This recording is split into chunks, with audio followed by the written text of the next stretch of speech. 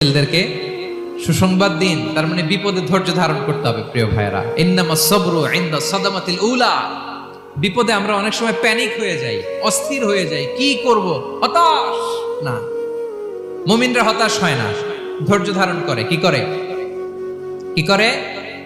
ধৈর্য ধারণ করার শক্তি দাও গো মেহেরবান আমায়, দাও গো মেহেরবান। পড়েন, ধৈর্য ধারণ করার শক্তি দাও গো মেহেরবান আমায়, দাও গো মেহেরবান। সবাই বলুন একসাথে, ধৈর্য ধারণ করার শক্তি দাও গো মেহেরবান আমায়, দাও গো মেহেরবান।